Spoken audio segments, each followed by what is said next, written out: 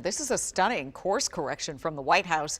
The plan to freeze federal grants and loans caused widespread panic and confusion. Many lawmakers say officials didn't consider the potential impacts on organizations that provide critical aid and the people who rely on it. Our Matthew Torres is live at the U.S. District Court in D.C., where there was supposed to be a hearing on Monday to talk about this. So, Matthew, what now?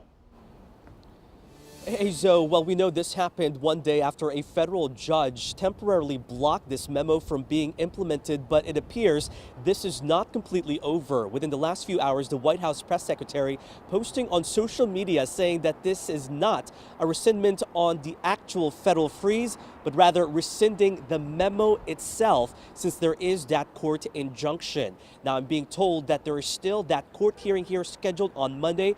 For now, it will continue. So again, still a lot of questions in the air. In the meantime, though, organizations tell me they are staying cautiously optimistic.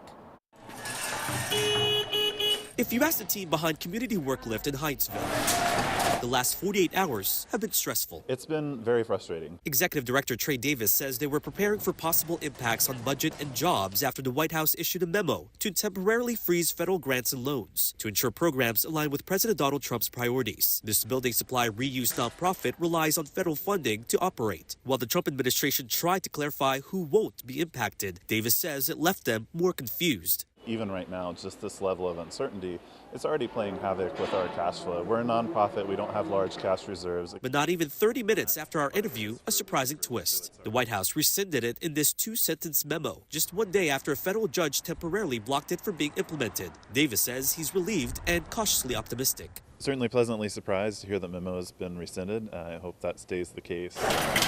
It just leads me to have more questions in my mind about what the point is. Why inject this uncertainty? The CEO of Melwood, an employee service provider and advocate for people with disabilities, hopes the administration realizes how it could have had bigger implications. And hopefully are taking a moment to really analyze the impact of it before they move forward to direct particular attention on specific funding that they want to stop. Democracy Forward, which helped challenge the memo, released a statement saying, quote, "While we hope this will enable millions of people and communities across the country to breathe a sigh of relief, we condemn the Trump-Vance administration's harmful and callous approach of unleashing chaos and harm on the American people."